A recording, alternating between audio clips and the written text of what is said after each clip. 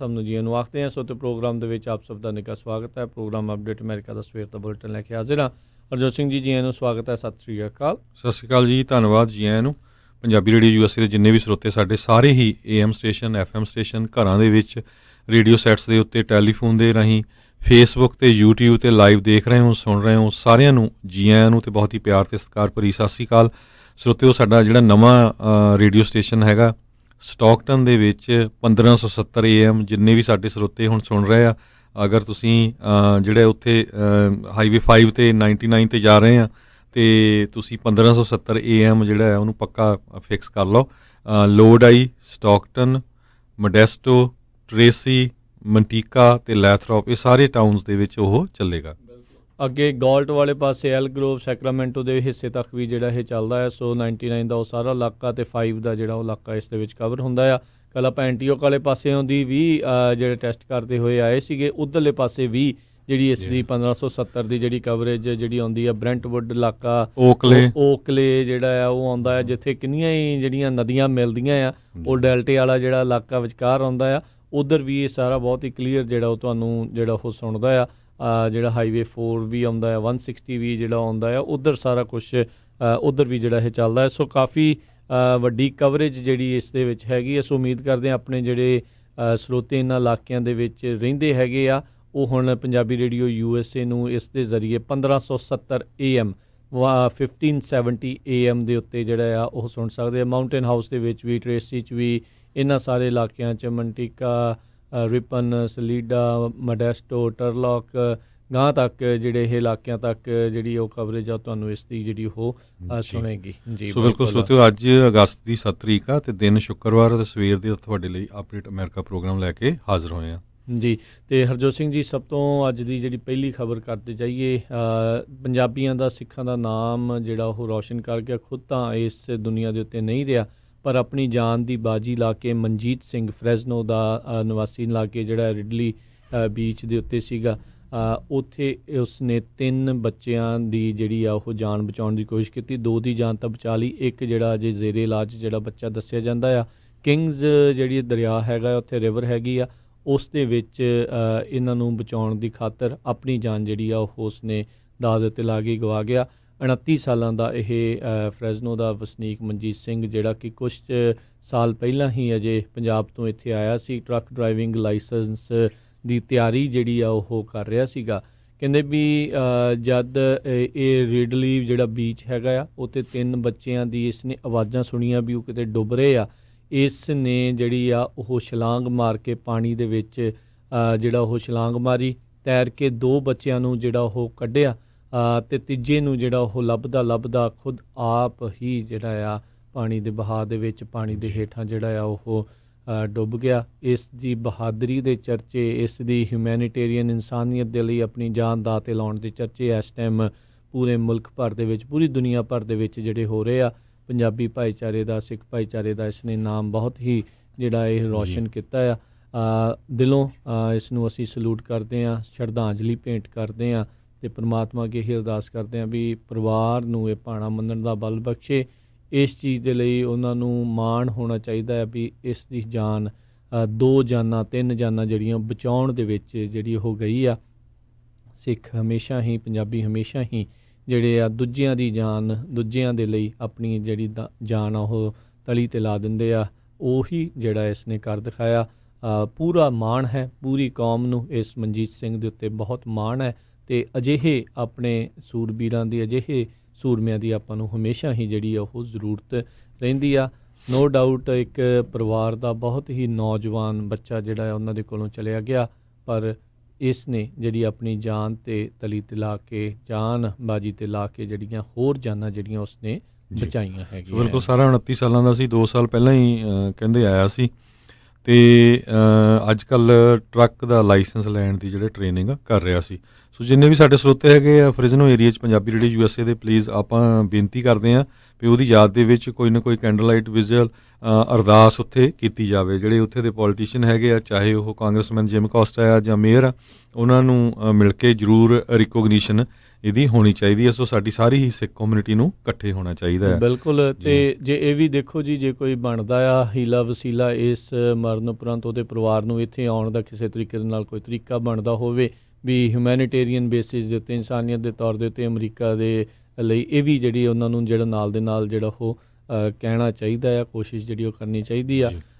ਜਿਹੜੀ ਕਮਿਊਨਿਟੀ ਦੇ ਬੱਚੇ, ਮੈਕਸੀਕਨ ਕਮਿਊਨਿਟੀ ਦੇ ਜਿਹੜੇ ਉਹ ਬੱਚੇ ਦੱਸੇ ਜਾਂਦੇ ਸੀ, ਜਿਹੜੇ ਉਸ ਨਦੀ 'ਚ ਖੇਡਦੇ ਖੇਡਦੇ ਜਿਹੜੇ ਆ ਉਹ ਮੌਤ ਦੇ ਮੂੰਹ ਵੱਲ ਨੂੰ ਜਾ ਪਏ ਸੀ, ਜਿਸ ਦੀ ਮੌਤ ਦੇ ਮੂੰਹ ਦੇ ਵਿੱਚੋਂ ਇਹ ਕੱਢ ਕੇ ਉਹਨਾਂ ਨੂੰ ਲੈ ਕੇ ਆਇਆ ਆ।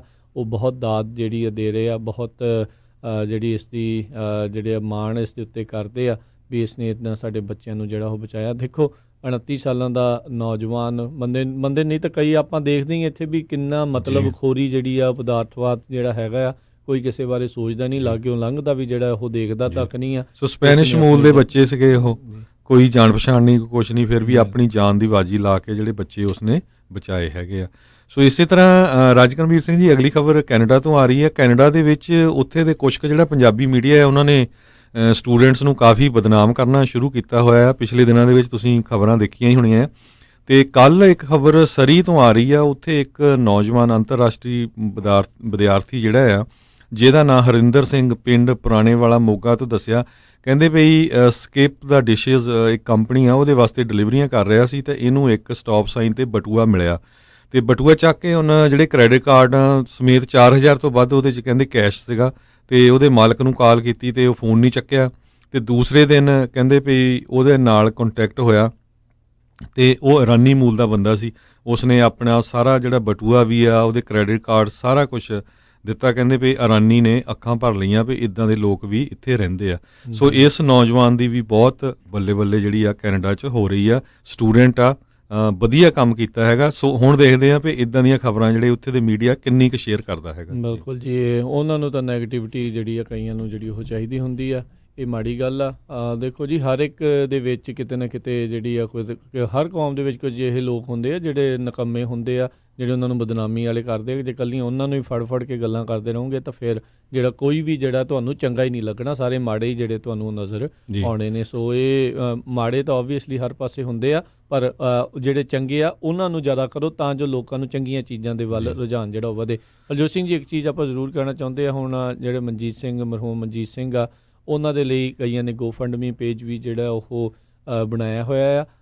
ਉੱਥੇ ਵੀ ਕਾਫੀ ਲੋਕ ਜਿਹੜਾ ਦਾਨ ਵੀ ਕਰ ਰਹੇ ਆ, ਪਰ ਮੇਕ ਸ਼ੋਰ ਕਰੋ ਵੀ ਉਹਨਾਂ ਦੇ ਪਰਿਵਾਰ ਦੇ ਨਾਲ ਸੰਪਰਕ ਜਿਹੜਾ ਉਹ ਕਰਕੇ ਵੀ ਉਹ ਜਿਹੜੇ ਵੀ ਹੈਗੇ ਨੇ ਉਹ ਸਹੀ ਜਿਹੜਾ ਉਹ ਸਾਰਾ ਕੁਛ ਜਿਹੜਾ ਹੋਵੇ। ਚੰਗੀ ਗੱਲ ਆ ਜੇ ਕੋਈ ਅਜਿਹੇ ਚੀਜ਼ ਦੇ ਵਿੱਚ ਜੇ ਕੋਈ ਮਦਦ ਕਰਨਾ ਚਾਹੁੰਦੇ, ਕਿਉਂਕਿ ਦੇਖੋ ਜਾਨ ਜਿਹੜੀ ਉਹ ਚਲੀ ਗਈ ਆ। ਓਬਵੀਅਸਲੀ ਕਈ ਕੀ ਪਤਾ ਕਿੰਨੇ ਲੱਖਾਂ ਦਾ ਕਰਜ਼ਾ ਲੈ ਕੇ ਜਿਹੜਾ ਉਹ ਇੱਥੇ ਜਿਹੜਾ ਉਹ ਆਇਆ ਹੋਣਾ ਆ, ਉਹਨੇ ਜਾਨਾਂ ਜਿਹੜੀਆਂ ਜ਼ਰੂਰ ਬਚਾਈਆਂ। ਜ਼ਰੂਰ ਸਹਾਇਤਾ ਦੀ ਜਿਹੜੀ ਜ਼ਰੂਰਤ ਹੁੰਦੀ ਹੈ ਅਜਿਹੇ ਮੌਕਿਆਂ ਦੇ ਉੱਤੇ, ਪਰ ਮੇਕ ਸ਼ੋਰ ਕਰੀਏ ਵੀ ਉਹ ਸਹੀ ਥਾਂ ਦੇ ਉੱਤੇ ਜਿਹੜੀ ਆ ਉਹ ਜ਼ਰੂਰ ਜਾਵੇ ਹੈਗੀ। ਅਤੇ ਇੱਕ ਹਰਜੋਤ ਸਿੰਘ ਜੀ, ਇੱਕ ਬੱਚਾ ਕੈਨੇਡਾ ਦਾ ਹੀ ਹੈਗਾ ਆ, ਉਹ ਵੀ ਵਿਚਾਰਾ 1 ਸਾਲ ਤੋਂ ਛੋਟੀ ਉਮਰ ਹੈਗੀ, ਆਰੀਅਨ ਦਿਓਲ ਕਰਕੇ ਉਹ ਦੱਸਿਆ ਜਾਂਦਾ ਆ, ਅਤੇ ਉਹ ਇੱਕ ਬੜੀ ਹੀ ਇੱਕ ਐਸੀ ਬਿਮਾਰੀ ਦੇ ਨਾਲ ਜੂਝ ਰਿਹਾ ਆ ਜਿਸ ਦਾ ਇਲਾਜ ਉੱਥੇ ਕੈਨੇਡਾ ਦੇ ਵਿੱਚ ਹੈ ਨਹੀਂ। ਸੋ ਉਸ ਦੇ ਇਲਾਜ ਦੇ ਲਈ ਪਹਿਲੇ 3-4 ਸਾਲਾਂ ਦੇ ਵਿੱਚ ਤਕਰੀਬਨ $3 ਮਿਲੀਅਨ ਦਾ ਖਰਚਾ ਆਉਣਾ ਆ। GoFundMe ਪੇਜ ਉਹਦਾ ਵੀ ਬਣਿਆ ਹੋਇਆ, ਤਕਰੀਬਨ $2.5 ਮਿਲੀਅਨ ਜਿਹੜੇ ਉਹ ਰੇਜ਼ ਹੋ ਚੁੱਕੇ ਆ। ਉਸ ਨੂੰ ਅਜਿਹੇ ਟੀਕੇ ਜਿਹੜੇ ਉਹ ਲੱਗਣੇ ਆ, ਜਿਹੜੇ ਹਰ 4 ਮਹੀਨੇ ਬਾਅਦ ਲੱਗਣੇ ਆ, ਅਤੇ ਉਹਨਾਂ ਦੀ ਕੀਮਤ 7-8 ਲੱਖ ਤੱਕ ਕਈ ਟੀਕਿਆਂ ਦੀ ਜਿਹੜੀ ਉਹ ਦੱਸੀ ਜਾਂਦੀ ਹੈ, ਅਤੇ ਉਹ ਇਲਾਜ ਕੈਨੇਡਾ 'ਚ ਉਪਲਬਧ ਨਹੀਂ ਆ। ਕਿਉਂਕਿ ਕੈਨੇਡਾ 'ਚ ਹੁੰਦਾ ਤਾਂ ਫਿਰ ਸਾਰਾ ਕੁਛ ਉਹ ਫ੍ਰੀ ਹੋਣਾ ਸੀ, ਪਰ ਉਹਨਾਂ ਦੇ ਪਰਿਵਾਰ ਵਾਲਿਆਂ ਨੂੰ ਸ਼ਾਇਦ ਆਊਟ ਆਫ ਕੈਨੇਡਾ ਜਾ ਕੇ ਇਸ ਦਾ ਇਲਾਜ ਜਿਹੜਾ ਉਹ ਕਰਾਉਣਾ ਪੈਣਾ, ਇਸ ਲਈ ਉਹਦੇ ਪਰਿਵਾਰ ਵਾਲੇ ਜਿਹੜੇ ਆ ਉਸ ਦੇ ਲਈ ਇਹ ਡਾਲਰ ਜਿਹੜੇ ਉਹ ਰੇਜ਼ ਕਰ ਰਹੇ ਆ। ਬੜਾ ਔਖਾ ਆ ਜੀ, ਇਹ ਅਜਿਹੀਆਂ ਜਿਹੜੀਆਂ ਸਥਿਤੀਆਂ ਨੂੰ ਜਿਹੜਾ ਉਹ ਦੇਖਣਾ, ਇਹ ਜਿਨ੍ਹਾਂ ਦੇ ਨਾਲ ਵਾਪਰ ਰਹੀ ਹੁੰਦੀ ਉਹੀ ਜਿਹੜਾ ਉਹ ਜਾਣ ਸਕਦੇ ਨੇ। ਹੁਣ ਕੁਛ ਕੁ ਖਬਰਾਂ ਵੱਲ ਆਈਏ। ਲੈਬਨਾਨ ਤੋਂ ਖਬਰ ਆ ਰਹੀ ਆ, ਜਿੱਥੇ ਕਿ ਲੈਬਨਾਨ ਦੇ ਪ੍ਰੈਜ਼ੀਡੈਂਟ ਕਹਿੰਦੇ ਆ ਜਿਹੜਾ ਬਰੂਤ ਦੇ ਵਿੱਚ ਐਕਸਪਲੋਜ਼ਨ ਹੋਇਆ ਸੀ, ਕਹਿੰਦੇ ਪਈ ਉਹ ਜਾਂ ਤਾਂ ਨੈਗਲੀਜੀਲੈਂਸ ਕਰਕੇ ਹੋਇਆ, ਪਈ ਕੇਅਰਫੁਲ ਨਹੀਂ ਰਹੇ ਲੋਕ, ਅਤੇ ਜਾਂ ਮਿਸਲ ਬੰਬ ਦੇ ਨਾਲ ਹੋਇਆ। ਸੋ ਉਹਦੀ ਜਿਹੜੀ ਇਨਵੈਸਟੀਗੇਸ਼ਨ ਆ ਚੱਲ ਰਹੀ ਹੈਗੀ ਆ। 150 ਲੋਕ ਉਹਦੇ ਵਿੱਚ ਮਾਰੇ ਜਾ ਚੁੱਕੇ ਆ, ਹਜ਼ਾਰਾਂ ਦੀ ਗਿਣਤੀ ਦੇ ਵਿੱਚ ਜਿਹੜੇ ਆ ਫੱਟੜ ਹੋਏ ਹੈਗੇ ਆ। ਜੀ, ਲੱਖਾਂ ਲੋਕ ਜਿਹੜੇ ਆ ਉਹ ਘਰੋਂ ਬੇਘਰ ਹੋ ਗਏ, ਜੀ। ਕਿਉਂਕਿ ਜਿਹੜੀਆਂ ਬਿਲਡਿੰਗਾਂ ਜਿਹੜੀਆਂ ਆ ਉਹ ਰਹਿਣ ਕਾਬਲ ਨਹੀਂ ਰਹੀਆਂ। ਉਧਰ ਅਗਲੀ ਜਿਹੜੀ ਹਰਜੋਤ ਸਿੰਘ ਦੀ ਗੱਲ ਕਰਦੇ ਜਾਈਏ, ਕੱਲ੍ਹ ਓਹਾਇਓ ਦੇ ਜਿਹੜੇ ਗਵਰਨਰ ਸੀਗੇ, ਜਦੋਂ ਉਹਨਾਂ ਨੇ ਰਾਸ਼ਟਰਪਤੀ ਟਰੰਪ ਨੂੰ ਮਿਲਣਾ ਸੀ ਮਾਰਨਿੰਗ ਦੇ ਵਿੱਚ, ਉਦੋਂ ਉਹਨਾਂ ਦਾ ਜਦੋਂ COVID-19 ਦਾ ਟੈਸਟ ਕੀਤਾ ਗਿਆ ਉਹ ਪੋਜ਼ੀਟਿਵ ਆਇਆ, ਜਿਸ ਤੋਂ ਬਾਅਦ ਦੇ ਵਿੱਚ ਉਸ ਦੀ ਪੁਸ਼ਟੀ ਜਿਹੜੇ ਓਹਾਇਓ ਦੇ ਗਵਰਨਰ ਮਾਈਕ ਡਿਵਾਈਨ ਆ ਉਹਨਾਂ ਨੇ ਕੀਤੀ, ਤੇ ਉਹਨਾਂ ਨੇ ਕਿਹਾ ਵੀ ਅਗਲੇ 2 ਹਫ਼ਤੇ ਤੱਕ ਉਹ ਘਰੋਂ ਕੰਮ ਕਰਨਗੇ। ਪਰ ਉਸ ਤੋਂ ਬਾਅਦ ਦੇ ਵਿੱਚ ਇੱਕ ਦੁਬਾਰਾ ਜਿਹੜਾ ਦੂਜਾ ਟੈਸਟ ਜਿਹੜਾ ਉਹ ਕੀਤਾ ਗਿਆ ਰਾਤ ਨੂੰ, ਤਾਂ ਉਹ ਜਿਹੜਾ ਟੈਸਟ ਆ ਉਹ ਨੈਗੇਟਿਵ ਜਿਹੜਾ ਉਹ ਆਇਆ ਆ। ਸੋ ਇਹ ਜਿਹੜੀ ਪੋਜ਼ੀਟਿਵ ਜਿਹੜਾ ਰਿਜ਼ਲਟ ਜਿਹੜਾ ਆਉਣ ਕਰਕੇ ਕਾਫੀ ਜਿਹੜੀ ਇਸ ਟਾਈਮ ਚਰਚਾ ਦਾ ਜਿਹੜਾ ਆ ਉਹ ਇਸ਼ੂ ਜਿਹੜਾ ਉਹ ਬਣਿਆ ਆ, ਵਿਸ਼ਾ ਬਣਿਆ ਹੋਇਆ ਆ। ਇਹ ਰਾਸ਼ਟਰਪਤੀ ਟਰੰਪ ਨੂੰ ਉਹਨਾਂ ਨੇ ਮਿਲਣਾ ਸੀਗਾ, ਪਰ ਉਹ ਇਸ ਕਰਕੇ ਫਿਰ ਉਹ ਮਿਲ ਨਹੀਂ ਸਕੇ, ਕਿਉਂਕਿ ਉਹਨਾਂ ਦਾ ਟੈਸਟ ਜਿਹੜਾ ਉਸ ਟਾਈਮ ਦੇ ਉੱਤੇ ਪੋਜ਼ੀਟਿਵ ਜਿਹੜਾ ਉਹ ਆਇਆ ਸੀਗਾ। ਫਿਰ ਉਹ ਉੱਥੋਂ ਹੀ ਵਾਪਸ ਜਿਹੜੇ ਉਹ ਪਰਤ ਗਏ ਸੀ, ਅਤੇ ਜਦੋਂ ਦੂਜਾ ਟੈਸਟ ਕਰਾਇਆ ਤੇ ਉਹ ਫਿਰ ਨੈਗੇਟਿਵ ਜਿਹੜਾ ਉਹ ਨਿਕਲਿਆ ਆ। ਉੱਦਾਂ ਕਹਿੰਦੇ ਵੀ ਜਿਹੜਾ ਦੂਜਾ ਟੈਸਟ ਸੀ ਉਹ PCR ਜਿਹੜਾ ਉਹ ਟੈਸਟ ਕਹਿੰਦੇ ਵੀ ਦੱਸਿਆ ਜਾਂਦਾ ਆ, ਕਹਿੰਦੇ ਵੀ ਬਹੁਤ ਹੀ ਜ਼ਿਆਦਾ ਸੈਂਸਿਟਿਵ ਟੈਸਟ ਜਿਹੜਾ ਹੁੰਦਾ ਆ, ਅਤੇ ਬੜਾ ਹੀ ਸਪੈਸੀਫਿਕ ਹੈਗਾ ਇਸ ਵਾਇਰਸ ਦੇ ਲਈ। ਅਤੇ ਜਿਹੜਾ ਉਹ ਪਹਿਲਾ ਟੈਸਟ ਕੀਤਾ ਸੀ ਉਹ ਐਂਟੀਜਨ ਟੈਸਟ ਜਿਹੜਾ ਉਹ ਵਰਤਿਆ ਗਿਆ ਸੀ। ਸੋ ਐਂਟੀਜਨ ਟੈਸਟ ਜਿਹੜਾ ਇਹਨਾਂ ਦਾ ਪੋਜ਼ੀਟਿਵ ਆਇਆ, ਅਤੇ ਜਿਹੜਾ PCR ਟੈਸਟ ਸੀ ਫਿਰ ਉਹ ਨੈਗੇਟਿਵ ਜਿਹੜਾ ਉਹ ਆਇਆ ਸੀਗਾ। ਉਹ ਇਹ ਦੋਨੋਂ ਹੀ ਟੈਸਟ ਜਿਹੜੇ ਉਹਨਾਂ ਦੇ ਨਾਲ ਵਾਈਫ ਦੇ ਵੀ ਜਿਹੜੇ ਉਹ ਕੀਤੇ ਗਏ ਸੀ, ਉਹਨਾਂ ਦੀ ਵਾਈਫ ਦੇ ਦੋਨੋਂ ਹੀ ਟੈਸਟ ਜਿਹੜੇ ਆ ਉਹ ਨੈਗੇਟਿਵ ਆਏ ਸੀਗੇ। ਉੱਦਾਂ ਉਹਨਾਂ ਨੇ ਕਿਹਾ ਆ ਵੀ ਅਸੀਂ ਜਿਹੜੇ ਟੈਸਟਿੰਗ ਦੇ ਉੱਤੇ ਸਾਨੂੰ ਭਰੋਸਾ ਜਿਹੜਾ ਆ ਇਹ ਰੱਖਣਾ ਚਾਹੀਦਾ ਆ। ਇਹ ਹੋ ਜਾਂਦਾ ਆ ਕਈ ਵਾਰੀ ਵੀ ਜਿਹੜੇ ਗਲਤ ਨਤੀਜੇ ਵੀ ਕਦੀ ਜਿਹੜੇ ਦੇਖਣ ਨੂੰ ਮਿਲ ਜਾਂਦੇ ਆ। ਅਗਲੀ ਖਬਰ ਵਿੱਚ ਚਲੀਏ। ਪ੍ਰੈਜ਼ੀਡੈਂਟ ਡੋਨਲਡ ਟਰੰਪ ਨੇ ਐਗਜ਼ੀਕਿਊਟਿਵ ਆਰਡਰ ਜਾਰੀ ਕੀਤਾ ਹੈ, ਜਿਹਦੇ ਮੁਤਾਬਕ WeChat ਜਿਹੜੀ ਚਾਈਨਾ ਦੇ ਵਿੱਚ ਐਪ ਹੈਗੀ, ਜਿਸ ਤਰ੍ਹਾਂ WhatsApp ਆ ਇੱਥੇ, ਉਸ ਨੂੰ ਤੇ TikTok ਨੂੰ 45 ਦਿਨਾਂ ਦੇ ਵਿੱਚ ਬੰਦ ਕਰਨ ਦੀ ਗੱਲ ਕੀਤੀ ਆ। ਜੇ TikTok ਉਹ ਤੋਂ ਪਹਿਲਾਂ ਆਪਣੀ ਡੀਲ ਬਣਾ ਲੈਂਦਾ ਮਾਈਕਰੋਸੌਫਟ ਨਾਲ ਤਾਂ ਡਿਫਰੈਂਟ ਹੈਗਾ। ਸੋ ਉਹਨੂੰ ਦੇਖਦੇ ਹੋਏ ਹੁਣ ਚਾਈਨੀਜ਼ ਮੂਲ ਦੇ ਬਹੁਤ ਸਾਰੇ ਲੋਕ ਅਪਸੈਟ ਹੈਗੇ ਆ ਵੀ ਅਸੀਂ WeChat ਯੂਜ਼ ਕਰਦੇ ਸੀ ਗੱਲਬਾਤ ਕਰਨ ਦੇ ਲਈ, ਹੁਣ ਇਹ ਬਹੁਤ ਔਖਾ ਹੋਊਗਾ ਸਾਡੇ ਲਈ, ਕਿਉਂਕਿ ਜਿਹੜਾ ਆ ਜੇ ਰੈਗੂਲਰ ਟੈਲੀਫੋਨ ਲਾਈਨ ਦੇ ਰਾਹੀਂ ਉਹ ਗੱਲਬਾਤ ਕਰਨਗੇ ਤਾਂ ਉਹ ਮਹਿੰਗਾ ਹੋਊਗਾ। ਪਰ ਦੂਸਰੇ ਪਾਸੇ ਇਹ ਵੀ ਦੱਸਦੇ ਜਾਈਏ, ਚਾਈਨਾ ਨੇ ਕਾਫੀ ਲੰਮੇ ਸਮੇਂ ਤੋਂ ਫੇਸਬੁੱਕ ਦਾ ਮੈਸੇਂਜਰ, ਇੰਸਟਾਗ੍ਰਾਮ, ਗੂਗਲ ਤੇ ਸਨੈਪਚੈਟ ਬੰਦ ਕੀਤੀ ਹੋਈ ਆ। ਉਹ ਤਾਂ ਹੈ ਹੀ ਆ। ਕਹਿੰਦੇ ਜੀ ਉਹ ਡਾਟਾ ਸ਼ੇਅਰ ਨਹੀਂ ਕਰਨਾ ਚਾਹੁੰਦੀ ਕੰਪਨੀ ਉਹਨਾਂ ਦੇ ਨਾਲ, ਇਹ ਕਹਿੰਦੇ ਵੀ ਅਸੀਂ ਫਿਰ ਤੁਹਾਨੂੰ ਜਿਹੜਾ ਉਹ ਚੱਲਣ ਨਹੀਂ ਦੇਣਾ। ਇਹ ਕਾਮਰੇਡ ਬੜੇ ਜਿਹੜੇ ਨਾ ਕਾਬੂ ਕਰਕੇ ਰੱਖਣਾ ਚਾਹੁੰਦੇ ਆ ਸਾਰਾ ਕੁਛ। ਸੋ ਹੁਣ ਉਹਨਾਂ ਨੂੰ ਵੇਖਦੇ ਆ ਵੀ ਨੇਲੇ ਤੇ ਦਹਿਲਾ ਜਿਹੜਾ ਹੁਣ ਮਾਰਿਆ ਟਰੰਪ ਹੋਣਾ ਨੇ, ਉਸ ਦਾ ਕੀ ਜਿਹੜਾ ਉਹ ਜਵਾਬ ਆ ਉਹ ਦਿੰਦੇ ਨੇ। ਸੋ ਪ੍ਰੈਸ਼ਰ ਜਿਹੜਾ ਇਹ ਤਗੜਾ ਇਸ ਟਾਈਮ ਇਹਨਾਂ ਦੇ ਉੱਤੇ ਜਿਹੜਾ ਉਹ ਪੈ ਰਿਹਾ ਹੈਗਾ ਆ। ਹੋ ਸਕਦਾ ਵੀ ਉਹ ਜਿਹੜੀ ਬਾਈਟ ਡਾਂਸ ਕਰਕੇ ਕੰਪਨੀ ਆ ਉਹਨਾਂ ਤੋਂ ਇਸ ਦੇ ਸਾਰੇ ਜਿਹੜੇ IP ਵੀ, ਇੰਟੈਲੈਕਚੁਅਲ ਪ੍ਰਾਪਰਟੀ ਵੀ, ਅਤੇ ਉਹ ਸਾਰਾ ਜਿਹੜਾ ਕੋਡ ਆ ਇੱਧਰਲੇ ਪਾਸੇ ਨੂੰ ਜਿਹੜਾ ਉਹ ਆ ਸਕਦਾ। ਅਦਰਵਾਈਜ਼ ਉਹ ਬੰਦ ਹੋ ਜਾਣਾ। ਆਲਰੇਡੀ ਭਾਰਤ ਜਿੱਥੇ ਸਭ ਤੋਂ ਜ਼ਿਆਦਾ ਵਸੋਂ ਆ, ਅਤੇ TikTok ਨੂੰ ਉਹਦੀ ਮਾਰ ਜਿਹੜੀ ਝੱਲਣੀ ਪੈ ਰਹੀ ਆ ਵੀ ਉਹ ਉੱਥੇ ਬੰਦ ਪਿਆ ਬਾਜ਼ਾਰ। ਅਤੇ ਜੇ ਅਮਰੀਕਾ ਦੇ ਵਿੱਚ ਵੀ ਹੁੰਦਾ ਆ ਅਤੇ ਇੱਥੇ ਵੀ ਉਹਨਾਂ ਨੂੰ ਬਹੁਤ ਜ਼ਿਆਦਾ ਘਾਟਾ ਜਿਹੜਾ ਉਹ ਹੋਊਗਾ। ਸੋ ਉਹਨਾਂ ਦੀ ਕੋਸ਼ਿਸ਼ ਤਾਂ ਹੋਊਗੀ, ਮੈਨੂੰ ਲੱਗਦਾ ਵੀ ਕੁਛ ਨਾ ਕੁਛ ਜਿਹੜੇ ਡਾਲਰ ਆ ਇਸ ਦੇ ਵਿੱਚ ਉਹ ਬਣਾ ਜਾਈਏ। 10 ਤੋਂ 30 ਬਿਲੀਅਨ ਦੇ ਦਰਮਿਆਨ ਵੱਖ-ਵੱਖ ਥਾਵਾਂ ਦੇ ਉੱਤੇ ਇਸ ਦੀ ਜਿਹੜੀ ਆ ਉਹ ਕੀਮਤ ਜਿਹੜੀ ਉਹ ਦੱਸੀ ਜਾ ਰਹੀ ਆ ਕੁੱਲ ਕੰਪਨੀ ਦੀ। ਅਗਲੀ ਜਿਹੜੀ ਹਰਜੋਤ ਸਿੰਘ ਜੀ, US ਇਕਨੋਮੀ ਦੇ ਲਈ ਇੱਕ ਗੁੱਡ ਨਿਊਜ਼ ਜਿਹੜੀ ਇਹ ਆ ਰਹੀ ਆ। ਜੁਲਾਈ ਦੇ ਵਿੱਚ 1.8 ਮਿਲੀਅਨ ਜੋਬਾਂ ਜਿਹੜੀਆਂ ਆ ਉਹ ਐਡ ਕੀਤੀਆਂ ਗਈਆਂ।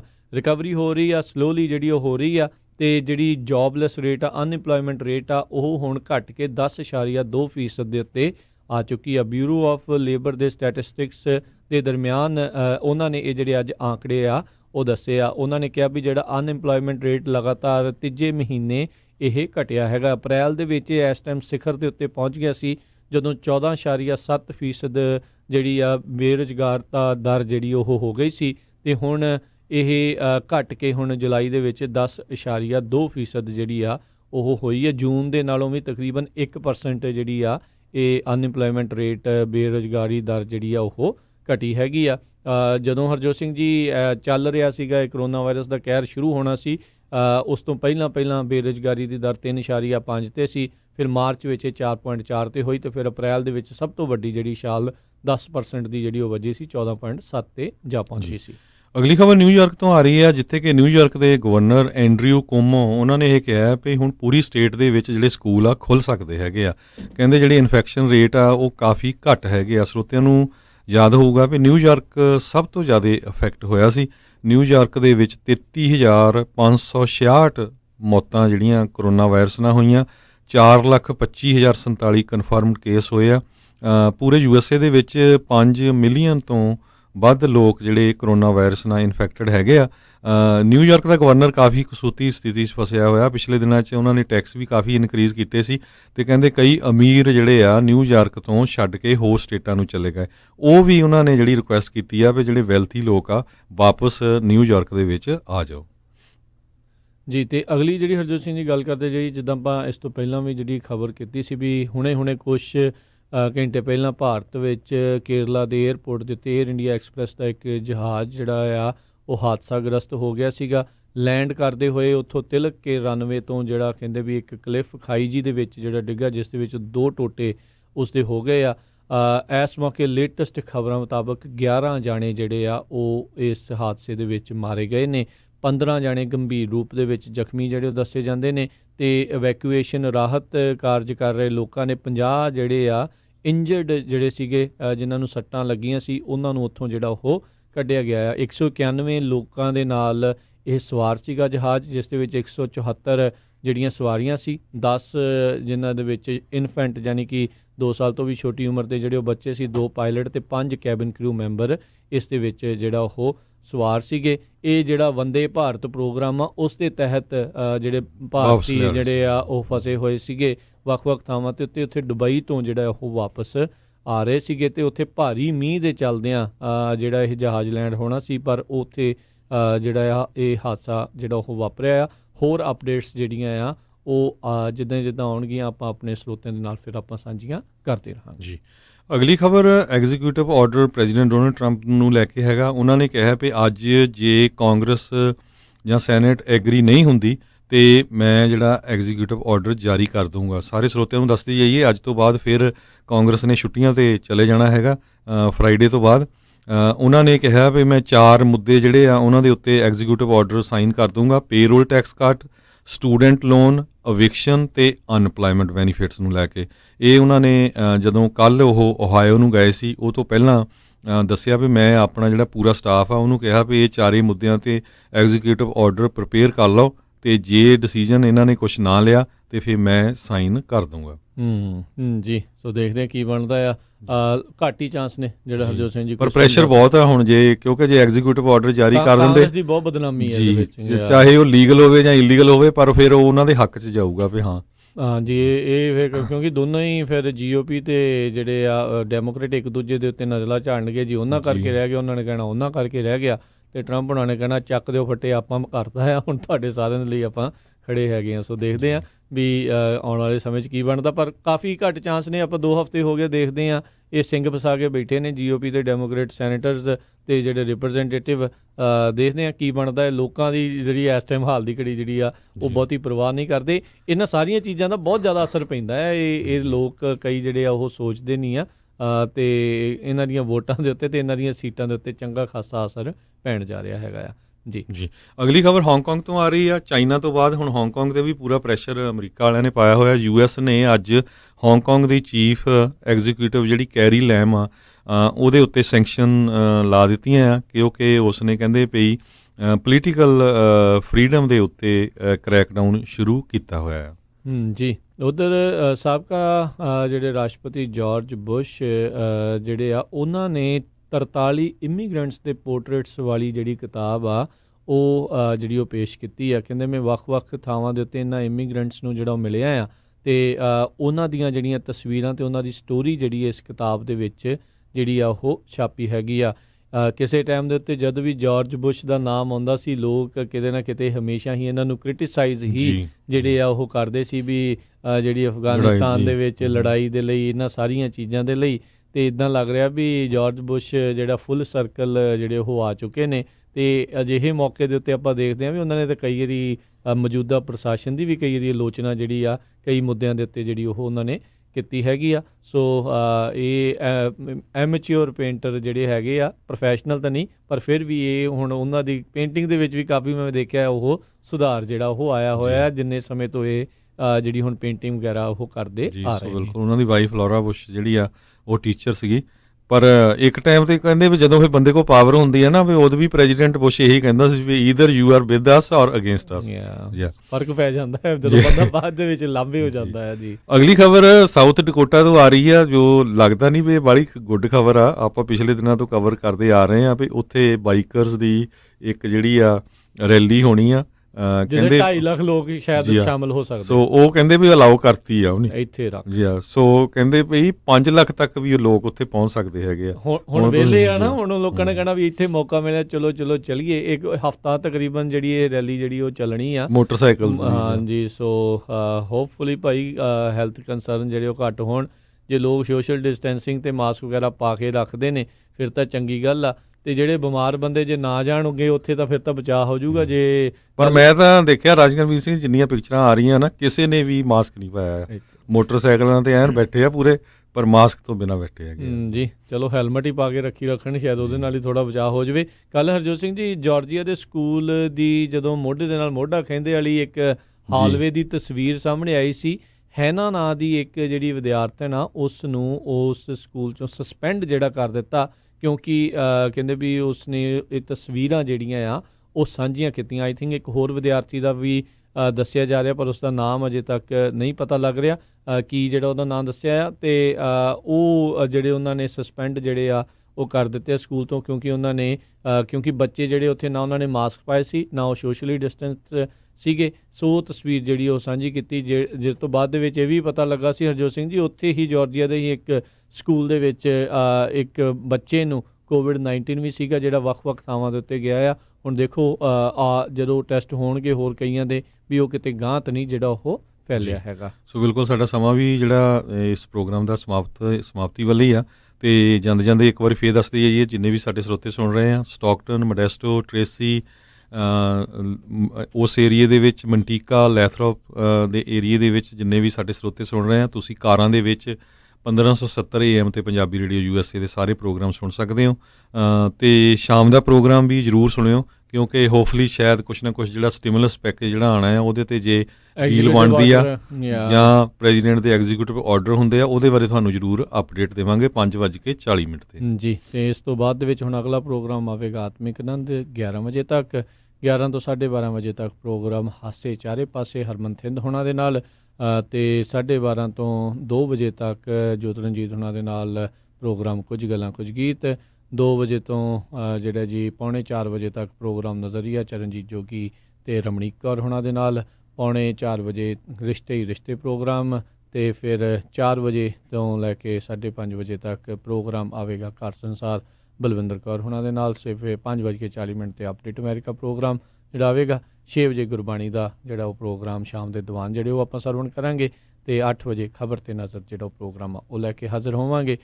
ਅਤੇ ਫਿਰ ਇਸੇ ਤਰੀਕੇ ਦੇ ਨਾਲ ਅੱਗੇ ਜਿਹੜੇ ਪ੍ਰੋਗਰਾਮ ਆ ਉਹ ਚੱਲਦੇ ਰਹਿਣਗੇ। ਅਤੇ ਹੁਣ ਆਪਾਂ ਆਪਣੇ ਸਾਰੇ ਹੀ ਸਰੋਤਿਆਂ ਤੋਂ ਜਿਹੜਾ ਉਹ ਇਜਾਜ਼ਤ ਲੈਂਦੇ ਹਾਂ। ਅਤੇ ਜਿਹੜੇ ਸੈਂਟਰਲ ਵੈਲੀ ਦੇ ਵਿੱਚ ਆਪਣੇ ਵਸਨੀਕ ਹੈਗੇ ਨੇ, ਪੰਜਾਬੀ ਰਹਿੰਦੇ ਨੇ, ਉਹ ਹੁਣ ਆਪਣੀਆਂ ਕਾਰਾਂ ਦੇ ਵਿੱਚ, ਗੱਡੀਆਂ ਦੇ ਵਿੱਚ, ਟਰੱਕਾਂ ਦੇ ਵਿੱਚ ਜਦੋਂ ਤੁਸੀਂ 99 ਜਾਂ 5 ਦੇ ਉੱਤੋਂ ਜਿਹੜੇ ਉਹ ਲੰਘ ਰਹੇ ਹੈਗੇ ਆ, ਫਰੈਜ਼ਨੋ ਨੂੰ ਜਦੋਂ ਤੁਸੀਂ ਟੱਪ ਜਾਂਦੇ ਆ, ਉੱਥੋਂ ਗਾਂਹ ਜਾ ਕੇ ਜਿਹੜੇ ਲਿਵਿੰਗਸਟਨ ਦੇ ਇਲਾਕੇ ਤੋਂ, ਮਰਸੈਡ ਦੇ ਇਲਾਕੇ ਤੋਂ ਤੁਸੀਂ 1570 AM ਦੇ ਉੱਤੇ ਟਿਊਨ ਕਰਕੇ ਦੇਖਣਾ ਜਿਹੜਾ ਸ਼ੁਰੂ ਕਰ ਦਿਓ, ਅਤੇ ਫਿਰ ਅੱਗੇ ਸੈਕਰਾਮੈਂਟੋ ਤੱਕ ਤੁਸੀਂ ਉਸ ਦੇ ਉੱਤੇ ਜਿਹੜਾ ਉਹ ਸੁਣ ਸਕਦੇ ਹੋ। ਸੈਕਰਾਮੈਂਟੋ ਦੇ ਲਾਗੇ ਜਾ ਕੇ 1470 ਅਤੇ ਜੁਬਾ ਸਿਟੀ ਵੱਲ 1450, ਅਤੇ ਜੇ ਤੁਸੀਂ LA ਵੱਲ ਨੂੰ ਜਾ ਰਹੇ ਆ, ਟਰਲਕ ਤੋਂ ਅੱਗੇ ਜਾ ਕੇ ਤੁਸੀਂ 1300 AM ਫ੍ਰਿਜ਼ਨੋ, ਅਤੇ ਉਹ ਤੋਂ ਅੱਗੇ ਜਾ ਕੇ 1350 AM ਬੇਕਰਸਫੀਲਡ। ਸੋ LA ਦੀਆਂ ਪਹਾੜੀਆਂ ਤੱਕ, ਉੱਥੋਂ ਸ਼ੁਰੂ ਹੋ ਕੇ ਇੱਧਰ ਰੈਡਿੰਗ ਦੀਆਂ ਪਹਾੜੀਆਂ ਤੱਕ ਪੂਰਾ ਪੰਜਾਬੀ ਰੇਡੀਓ USA ਨੂੰ ਸੁਣ ਸਕਦੇ ਜੀ। ਅਤੇ ਬਿਲਕੁਲ ਬਾਕੀ ਹੋਰ ਥਾਵਾਂ ਦੇ ਉੱਤੇ ਤੁਸੀਂ ਪੰਜਾਬੀ ਰੇਡੀਓ USA ਦੀ ਐਪ ਨੂੰ ਜਿਹੜਾ ਉਹ ਡਾਊਨਲੋਡ ਕਰੋ, ਉਹਨੂੰ ਤੁਸੀਂ ਜਦੋਂ ਮਰਜ਼ੀ ਜਿੱਥੇ ਮਰਜ਼ੀ ਜਿਹੜਾ ਆ ਐਪ ਨੂੰ ਓਪਨ ਕਰਕੇ ਜਿਹੜਾ ਉੱਤੇ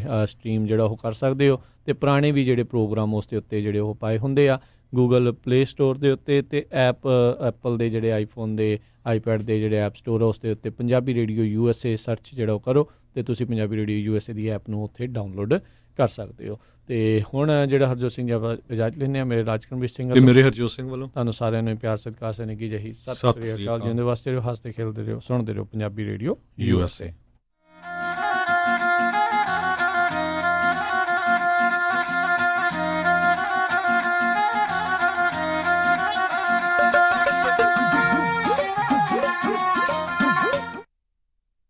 ਤੁਸੀਂ ਸੁਣ ਰਹੇ ਹੋ Punjabi radio USA KOBO Yuba City 1450 AM KIID Sacramento 1470 AM KWRU Fresno 1300 AM KLHC Bakersfield 1350 AM